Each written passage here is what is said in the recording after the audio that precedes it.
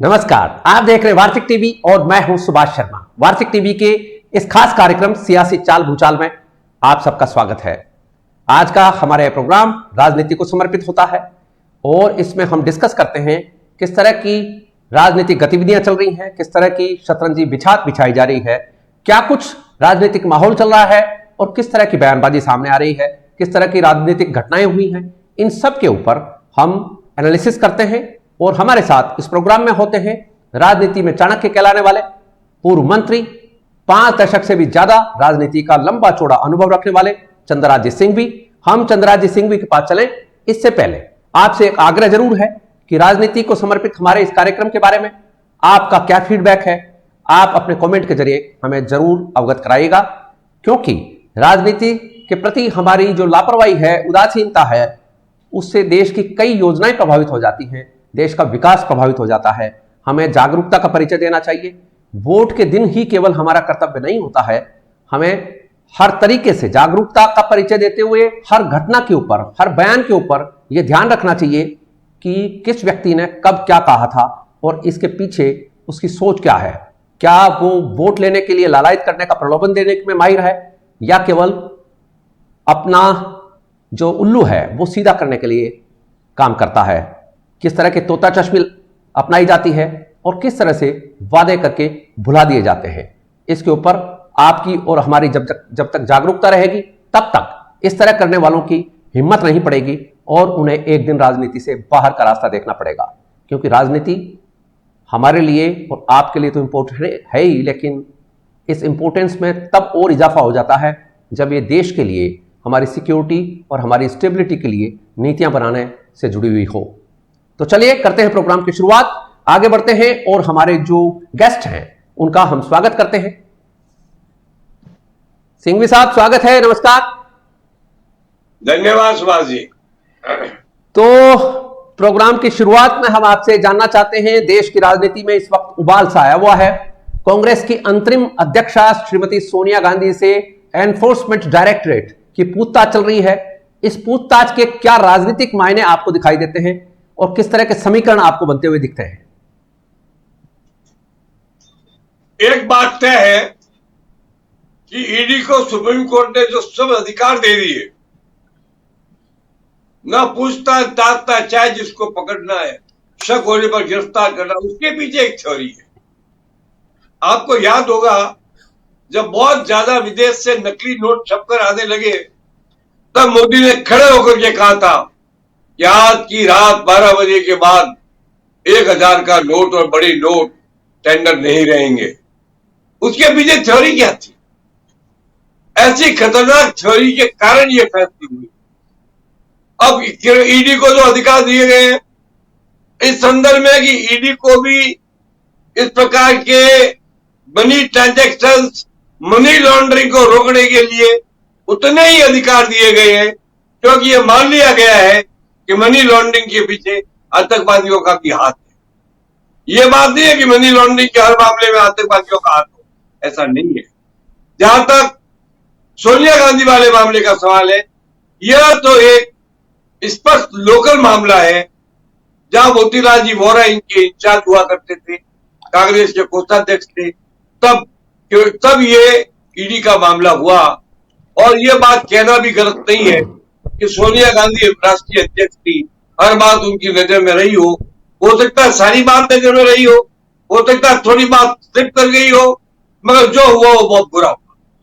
अब सोनिया जैसी वरिष्ठ नेता इस उम्र के दौर पर 6 घंटे जाए और ईडी के कार्यालय में प्रश्नों का जवाब दे तो उन्हें कितनी मानसिक पीड़ा होती, इसका अंदाज तो आप और हम लगा सकते हैं।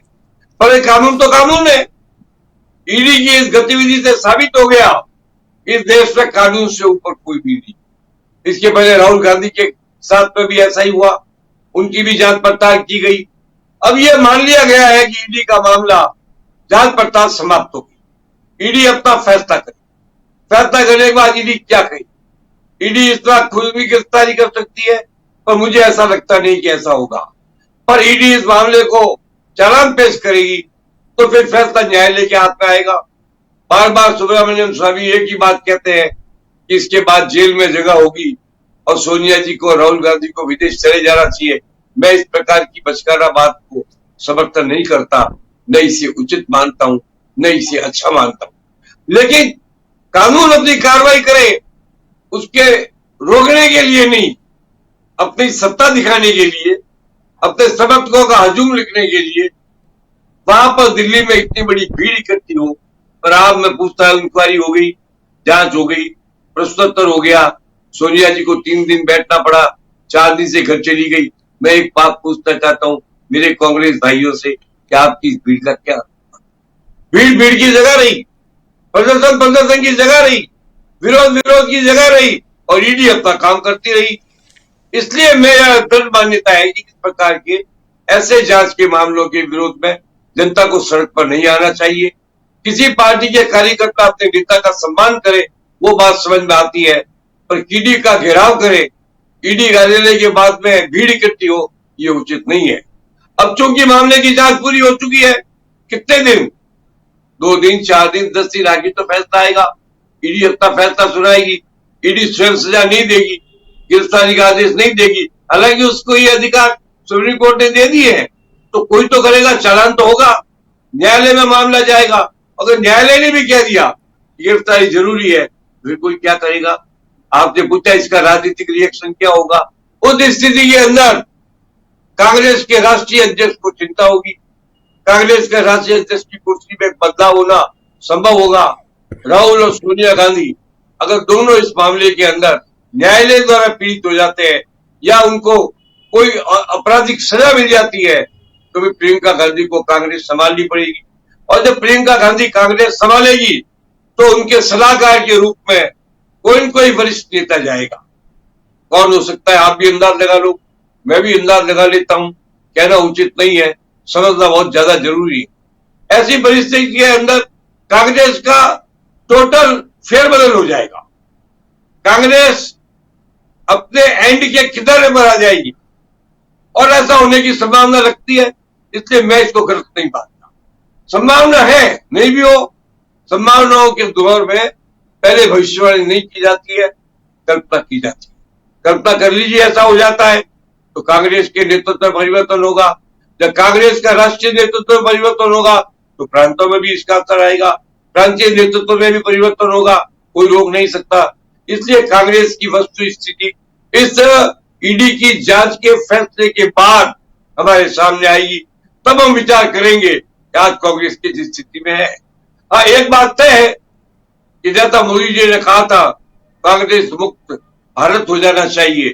अगर ये मामला ज्यादा गंभीर हो गया, तूल पकड़ लिया और सोनिया और राहुल गांधी तकलीफ में आ गए, तो फिर तो कांग्रेस मुक्त भारत होने की दिशा में बहुत बड़ा कदम हो जाएगा। इसमें प्रसन्न होने की बात नहीं है। ये तो लोकतंत्र के अंदर एक दुखपूर्ण घटना है, दुख की बात है।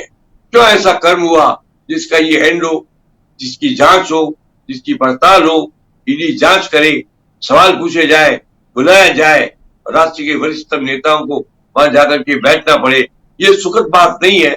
मगर ये चूंकि घटना से संबंधित है, अगर घटना हुई नहीं तो इसका कोई अर्थ नहीं है, घटना हुई है तो इसका अर्थ कम नहीं है। इस संबंध में ज्यादा बोलना उचित नहीं है, ये समझने की बात है। इससे कांग्रेस का पतन होगा, इसमें कोई रोज नहीं है। सुभाष जी, कांग्रेस बहुत बुरी स्थिति में है, कांग्रेस का नेतृत्व उसकी बुरी स्थिति में है, कांग्रेस का आलाकमान बहुत परेशानी की स्थिति में है, और जो कांग्रेस में सत्ता से चिपके लोग हैं वो किसी हालत में सत्ता छोड़ना नहीं चाहेगी। तो कांग्रेस को संभालेगा कौन, कांग्रेस की क्या दुर्गति होगी, इस पर विचार करना पड़ेगा, और ये विचार ईडी के फैसले के बाद ही करेंगे तो ज्यादा उचित है। राइट, बात असल में यह आ रही है जो आपने भी इशारे में कहा भी है कि इतनी बड़ी पार्टी, सबसे पुरानी लोकतांत्रिक पार्टी है देश की, उसकी मौजूदगी जरूरी है, लेकिन जिस तरह की चीजें इस पार्टी के साथ चस्पा हो गई हैं उसको लेकर देश में भी अब कोई सहानुभूति की लहर पार्टी के प्रति दिखाई नहीं देती है। और जैसा आपने भी कहा कि ये जो एक्शन था जिसमें ईडी को इन्वॉल्व होना पड़ा, ये एक्शन नहीं होता तो ज्यादा बेहतर होता।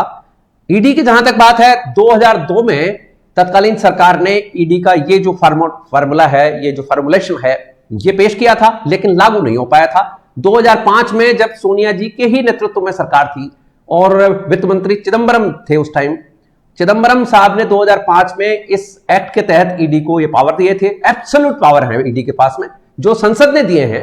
पीएमएलए एक्ट जो है, प्रिवेंशन ऑफ मनी लॉन्ड्रिंग जो एक्ट है, जिसमें कि सुप्रीम कोर्ट में कांग्रेस की तरफ से वकील गए और सुप्रीम कोर्ट ने उस एक्ट को ध्यान में रखते हुए, एक्ट को दृष्टिगत रखते हुए कहा कि ये एक्ट की भाषा ही ऐसी है, एक्ट बनाए इसी के लिए है। उसमें सुप्रीम कोर्ट ने इंटरवेंशन करने से मना कर दिया। उसने कहा कि सुप्रीम कोर्ट इसमें इंटरवेंशन नहीं कर सकता क्योंकि लॉ ईडी को पावर देता है और ये एब्सोल्यूट पावर है ईडी के पास कि वो छापा मार सकती है बिना एफआईआर दर्ज किए। एफआईआर थानों का काम है, ये साफ कहा गया है, उसमें एक्ट में भी साफ है। तो एफआईआर की जरूरत नहीं है, तलाशी ले सकती है, गिरफ्तार कर सकती है। नैतिकता का ये तकाजा है कि जब किसी संस्था को सर्वाधिक अधिकार मिल जाए और उसको हर प्रकार से एक्शन लेने की छूट मिल जाए, बिना वारंट गिरफ्तारी का अधिकार मिल जाए, अरेस्ट करने का अधिकार मिल जाए और बिना किसी शर्त के कठोरतम सिद्धांतों के बिना बेल न मिलती हो, ऐसी संस्था का कर्तव्य है कि वो अपने अधिकारों को देख करके प्रयोग में लाए, वो अपनी साथ नैतिकता को न छोड़े। अधिकार मिलना अलग बात है, अधिकारों का प्रयोग होना अलग बात है और अधिकारों का दुरुपयोग होना तीसरी बात है। अब यह मामला हो चुका है, बहुत लंबी बहस हो गई, इतने दिन राहुल जी को घंटों घंटों लग गए, सोनिया जी के साथ जांच हो गई। अब इस मामले में अगर वाकई सरकार लटकाती है तो यह तो एक प्रकार से वो हो गई कि किसी को फांसी की सजा दी जाए और ये कहा जाए टिल डेथ, और डेथ की डेट ही तय नहीं की जाए तो लटका रहेगा कि आदमी। इसकी भी सीमा तय होनी चाहिए, ईडी के फैसले को देने की सीमा तय होनी चाहिए। कितने दिन में ईडी को फैसला करना है, जो जांच हो चुकी, जांच पूरी हो चुकी तो इसके निर्णय को लटकाना अगले आदमी को मानसिक प्रताड़ना देने के समान है, ये उचित नहीं है। मैं चाहता हूं कि जब जांच हो ही गई है तो चंद दिनों के भीतर ईडी को अपना फैसला करना चाहिए, चाहे वो चालान करे, चाहे गिरफ्तार करे अथवा कोर्ट में जाए, जो करना वो कर लेना चाहिए। किसी की मानसिक यातना के लिए इस मामले के निर्णय को लंबे अरसे तक लटकाना न तो उचित है, न नैतिक है, न जायज। नहीं, ठीक बात कह रहे हैं आप, लेकिन इसमें एक प्रॉब्लम ये भी आ रही है ईडी के सामने कि एक तो ईडी का जो डिपार्टमेंट है ये कोई बहुत पुराना डिपार्टमेंट नहीं है। केवल देश भर में 1600 कर्मचारी ईडी के पास में है, ले देकर सिपाही से लगाकर डायरेक्टर तक 1600 सिर्फ, और केसेस इतने हैं। पूरी मनी लॉन्ड्रिंग के जितने भी देश भर में मामले होते हैं वो ईडी के पास जाते हैं। तो ये भी एक वजह है, सरकार को इस बारे में भी ध्यान देना चाहिए कि स्टाफ की बढ़ोतरी करी जाए, नफरी की बढ़ोतरी करी जाए। ये तो सुभाष जी, जांच शुरू होने के पहले कर्मचारियों की संख्या महत्वपूर्ण थी। जब जांच हो गई, प्रश्न हो गए, बुला लिया गया, पूछ लिया गया और जांच समाप्त हो गई तो कर्मचारियों की संख्या का महत्व तो समाप्त हो गया। चाहे 2 ही हो, चाहे 2000 कर्मचारी हो, उनकी अब तो कोई जांच नहीं हो रही है, फर्दर इन्वेस्टिगेशन तो नहीं हो रहा है। इन्वेस्टिगेशन हो गया, जांच हो गई, सब कुछ हो गया, इसलिए अब ईडी को इस मामले को लटकाने का कोई, मैं मानता हूं नहीं, आपकी बात से हम सहमत हैं, बात सही है आपकी, लेकिन इसमें एक और बात है कि ईडी जैसे थाना पुलिस काम करती है या सीबीआई काम करती है, इस तरह से काम नहीं करती है। ईडी पहले आपको दोष मुक्त मान के काम करती है, सिविल नेचर से काम करती है। वो ये पहले दिन मान के नहीं चलती है कि आप दोषी होंगे। धीरे धीरे जांच में जब तथ्य आते हैं तो फिर ये मामला क्रिमिनल साइड में लेके जाया जाता है, और ये स्ट्रिंजेंट एक्ट है, बेसिकली ये क्रिमिनल लॉ है वैसे तो, लेकिन इसमें सहूलियत ये है कि आरोपी को इस तरह से प्रताड़ित नहीं किया जाता है कि उसको कहीं से भी उठा लिया जाए, ऐसा कुछ नहीं। बुलाया जाता है, बाकायदा सम्मन दिया जाता है, नोटिस दिया जाता है कि आप हमारे ऑफिस आइए। ऑफिस में भी चाय पानी की व्यवस्था होती है, बिस्किट खिलाए जाते हैं। ऐसा नहीं कि वहां जाते कोई थानों की तरफ मारकुटाई चालू हो जाती है, ऐसा नहीं है। ईडी का जो ये तो ईडी के अधिकारी रेवेन्यू अधिकारी या पुलिस अधिकारी नहीं होते हैं ज्यादातर, इसलिए उनके साथ में पुलिस से व्यवहार नहीं होता है, ये सत्य है। मैं आपकी बात से सहमत हूं, पुलिस से व्यवहार होना भी नहीं चाहिए। रेवेन्यू अधिकारी है, आर्थिक अपराध के हिसाब से इसकी जांच करते हैं, कोई बुराई नहीं है। पर अब चूंकि एक बार जांच गई और ईडी ने कह दिया कि हमारी जांच पूरी हो चुकी है, तो जांच जब पूरी हो चुकी है तब फिर उधर जांच का प्रश्न का पैदा होता है। अगर आपको जांच करने के पहले प्रश्न लेने थे तो आप पहले ही जांच कर लेते। इससे लटकाने का तो कोई कारण नहीं होना चाहिए।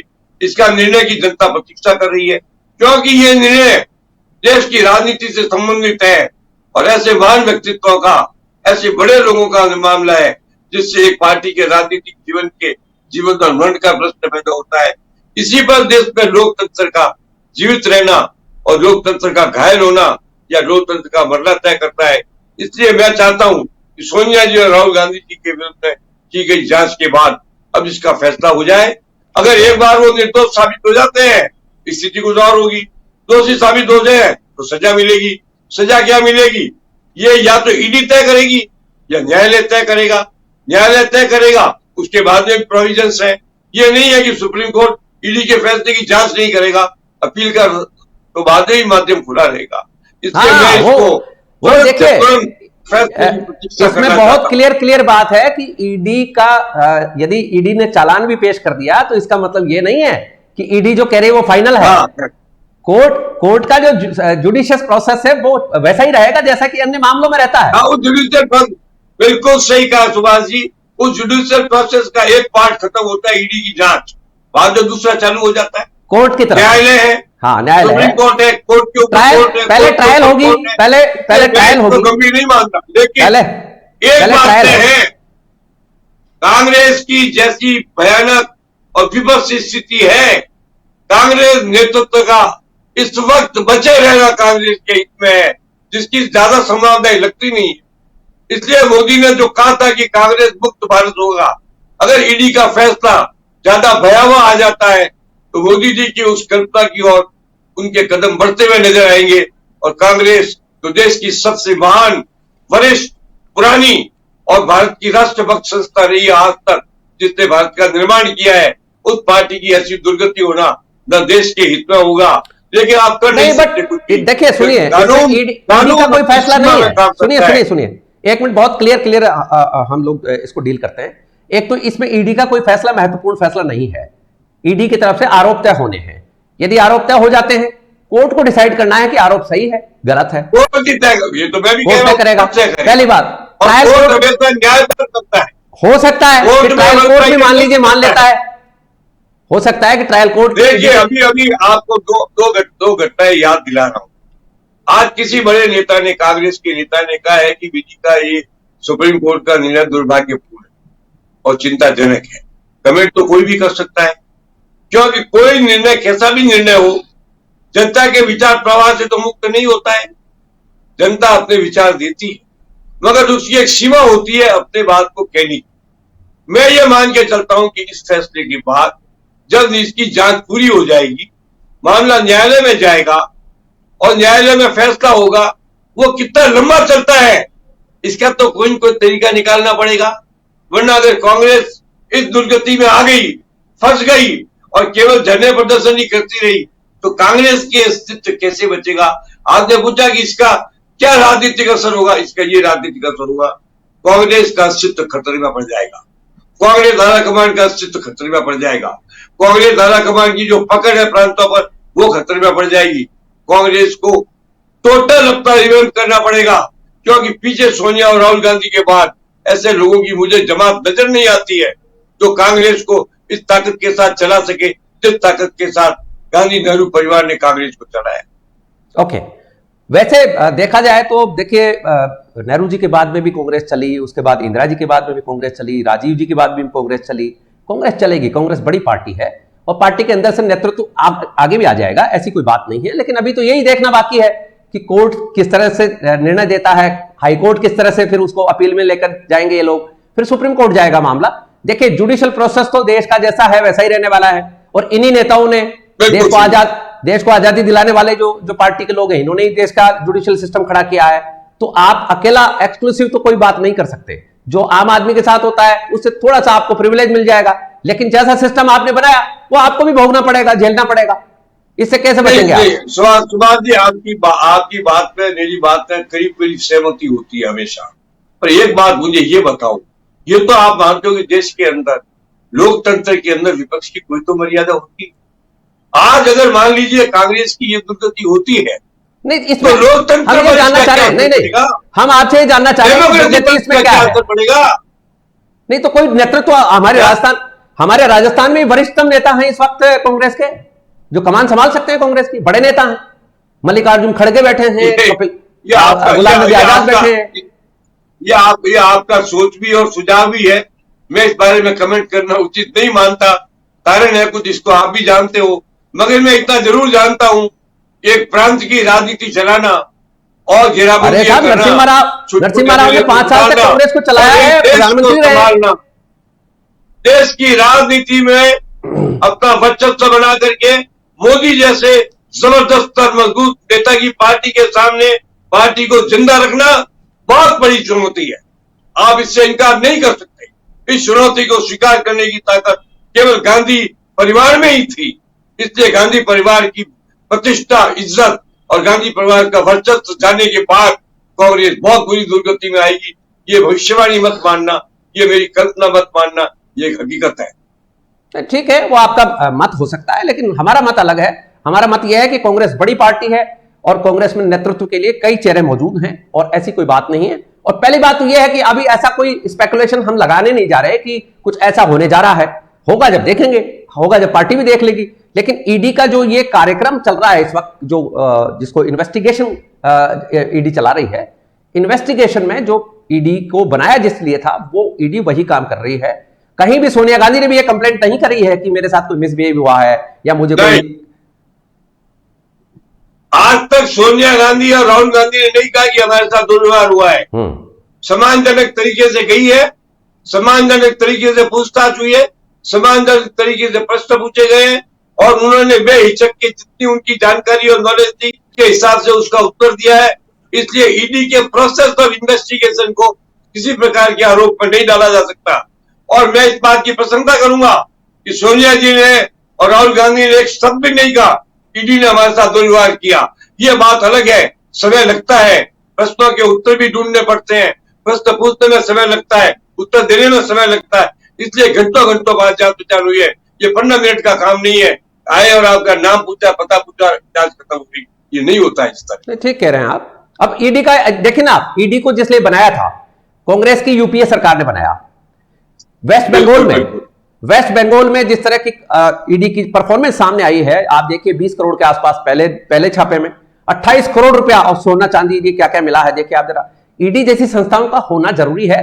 तत्कालीन सरकार ने और बहुत जरूरी है। चिदम्बरम साहब ने भी कुछ सोच समझ के बनाया होगा ना। आतंकवाद और राजनीतिक भ्रष्टाचार और ब्यूरोक्रेसी के भ्रष्टाचार की कमर तोड़ने के लिए ED is a must. Yes, आज कौन की कमर तोड़ सकता है? बड़े बड़े राजनेता किसी प्रकार का मैन्युपुलेशन करके बच जाते हैं। अब कलकत्ता में ममता बनर्जी के समर्थक यहाँ पहले दिन 20 करोड़ मिल गए, 20 करोड़ और मिल गए। आप क्या करोगे? इसलिए अगर ऐसी संस्थाएं नहीं होगी तो भ्रष्टाचार, लूट खसोट और जनता की धन का दुरुपयोग कभी नहीं रुकेगा। ईडी के कठोर आदेश से ही इसको रोकने की संभावना है। अगर सीबीआई सफल हो गई होती तो शायद ईडी को ये अधिकार नहीं मिलते। सीबीआई के कई मामलों में सीबीआई सफल नहीं हो पाई है, इसलिए उसकी असफलता को छुपाकर उसके बदले उचित न्याय दिलाने के लिए ईडी का होना ही जरूरी है और ईडी बनी रहेगी। और सुप्रीम कोर्ट के महान निर्णय का मैं स्वागत करता हूं, जिसने उसने ईडी के अधिकारों को एज इट इज बरकरार रखा है। जी, तो लोकतंत्र का मतलब, लोकतांत्रिक पार्टी का मतलब इस तरह का होना चाहिए कि जो कानून हम लेकर आए हैं, आज मान लीजिए मोदी सरकार का जो डिस्पेंसेशन है, ये कोई कानून इंट्रोड्यूस करता है और कल ये विपक्ष में चले जाते हैं, तब उस कानून का विरोध करें, तो ये बात ठीक नहीं। ये आपको भी फिर ये उचित नहीं। हाँ, बिल्कुल आपको उचित नहीं है, उचित नहीं है। उस दायरे में आपको भी रहना है। निजी प्रभाव से प्रभावित होकर कानून और निर्णय को बदलने की बात सोचना भी पाप है। यस, अब कल मोदी सरकार जाएगी तो इनके खिलाफ जांच होगी, कानून यही रहेगा, ईडी यही रहेगी, फैसला यही रहेगा। इसलिए ईडी पर आरोप लगाना तो बहुत बड़ी मूर्खता है।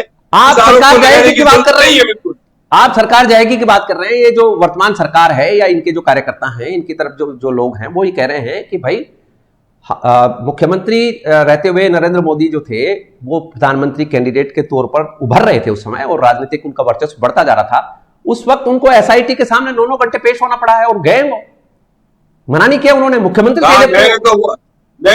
मैंने तो वो भी टाइम देखा है कि डिस्ट्रिक्ट और हाईकोर्ट के सामने नरसिम्हा राव जी पूर्व प्रधानमंत्री बेंच पर बैठ करके जवाब दिया करते थे। कानून का सम्मान किसी का अपमान नहीं। राष्ट्रपति को जाना पड़ा है सर, नहीं इस देश में राष्ट्रपति को जाना पड़ा सुप्रीम कोर्ट में। हाँ, जाना पड़ता है। न्याय तो न्याय है, न्याय के ऊपर कौन है? इसलिए मैंने पिछले इंटरव्यू में कहा था, न्यायाधिपति भगवान से कम नहीं है, मगर जनता भगवान है। इसलिए जनता के विचारों की वो अधीन है, इन लोगों को भी इस बात का ध्यान रखना चाहिए। जनता ही भगवान है, उसके बाद दूसरे नंबर पर न्यायाधिपतियों का स्थान आता है। बिल्कुल। अब ये बात जैसे अभी चली रही है, भारतीय जनता पार्टी वाले लोग जैसे कह रहे हैं, नरेंद्र मोदी के लिए भी कह रहे हैं, साथ ही एक चीज और कहते हैं वो कि आरएसएस के ऊपर तो बैन लगा दिया गया था, उसको तो एंटी नेशनल घोषित कर दिया गया था। जो देश की सबसे राष्ट्रभक्त संस्था है उसको एंटी नेशनल घोषित कर दिया गया था। जो संस्था बाढ़ में, भूकंप में, ज्वालामुखी आए या भूकंप आए या भूचाल आए, युद्ध हो या बॉर्डर हो या सिपाहियों की जरूरत हो, कार्यों की जरूरत हो, गाड़ियों की जरूरत हो, सबसे पहले काम करने वाली विश्व की सबसे बड़ी एनजीओ, देशभक्त और राष्ट्रभक्त, हिंदू भक्त, सनातन भक्त संस्था को एंटी नेशनल कह दिया गया था। हर सत्ता अपने हिसाब से अपने शासकीय शक्तियों का प्रयोग करती है, लेकिन वो प्रयोग ज्यादा भी चलता नहीं है, थोड़े दिनों बाद वो बदल दिया जाता है।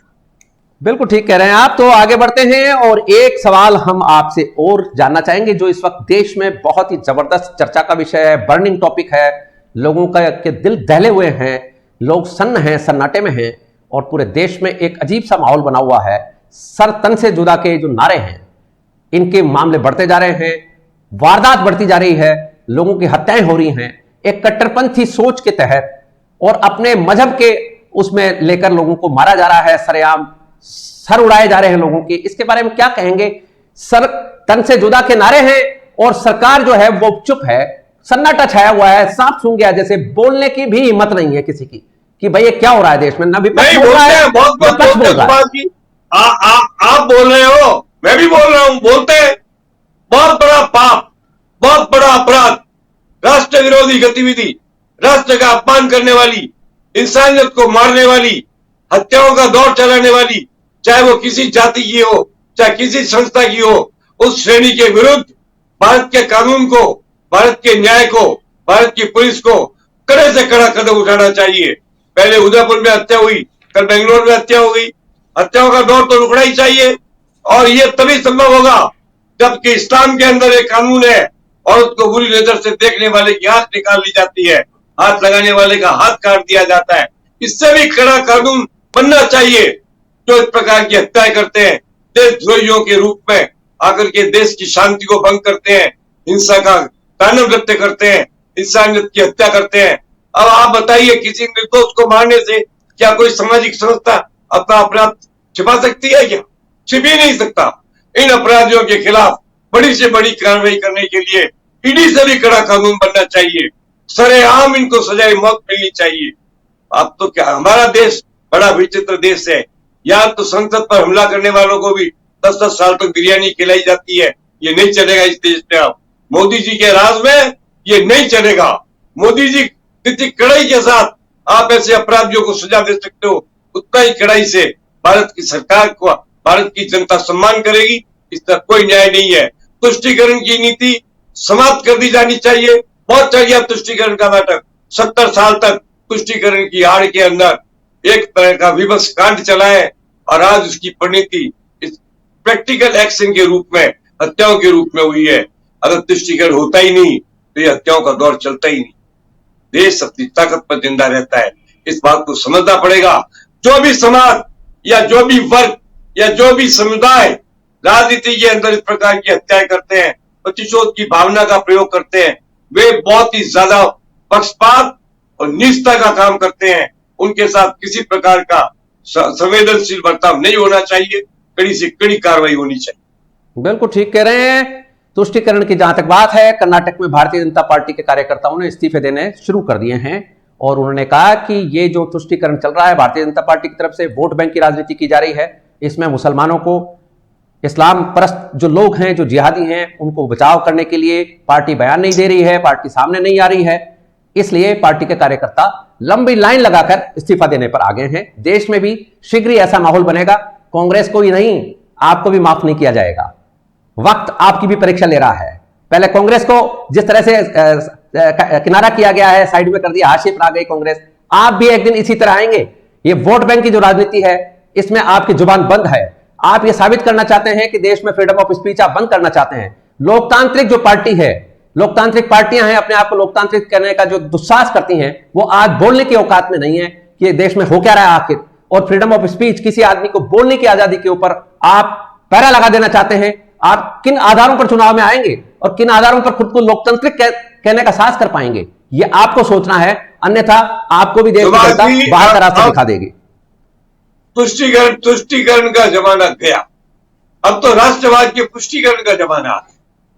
तुष्टीकरण समाप्त हो गया है, अब तुष्टीकरण की कोई गुंजाइश बची नहीं है।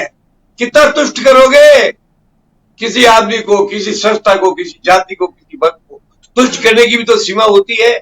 मुझे मालूम है 2 जगह 3 जगह यहाँ महाराष्ट्र में झगड़े हुए हैं, किरोली में, जोधपुर में। क्या एटीट्यूड रहा है? समान बर्ताव होना चाहिए। अपराधी अपराधी है, वो किसी जाति का हो, अपराधी अपराधी है, वो किसी वर्ग का हो, सबके साथ एक जैसा कठोर बर्ताव होना चाहिए। लेकिन इसमें जब पक्षपात की बू आने लगती है तो तुष्टीकरण सांप अपना फन उठा करके लोगों को कुचलने लगता है। उसी प्रतिक्रिया के अंदर और उसके समर्थन के अंदर ऐसी हत्या और हत्या का विरोध होता है। मैं चाहता हूं कि देश की जनता पूरी एक साथ खड़ी हो जाए और तुष्टीकरण की ऐसी नीति जिसके अंदर वर्गों के साथ व्यवहार में परिवर्तन किया जाए, पक्षपात किया जाए, उसे रोक दिया जाना चाहिए। बिल्कुल ठीक है। एक भी काफिर इस धरती पर जिंदा है तब तक तुष्टीकरण नहीं होने वाला है। आप कुछ भी कर लीजिए, दिस इज द फाइनल बात। एक भी काफिर जब तक इस धरती पर जिंदा है, नॉन मुस्लिम, तब तक तुष्टीकरण नहीं हो सकता। आप कुछ सोने की सड़कें बिछा भी नहीं चाहिए। ये इस्लाम का सिद्धांत है, होता है इस्लाम का सिद्धांत है सर, इस्लाम का सिद्धांत है कि एक भी काफिर धरती पर जिंदा है तब तक इस्लाम जिहाद नहीं छोड़ने वाला है।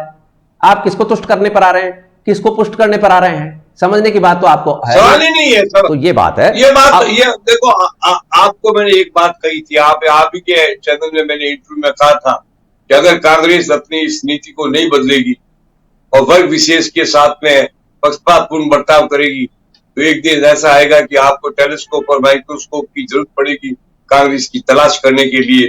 धीरे धीरे कांग्रेस उस स्थिति पर आ गई और आप देख लेना चंद महीनों के बाद, 1.5 साल के बाद में कांग्रेस का राज्य किसी भी स्टेट में नहीं होगा। कांग्रेस सत्ता शून्य हो जाएगी और अगर इससे बड़ा कोई परिवर्तन आ गया तो कांग्रेस का नामो निशान नहीं रहेगा। पर यह लोकतंत्र के लिए विपक्ष की ऐसी दुर्गति भी अच्छी बात नहीं है।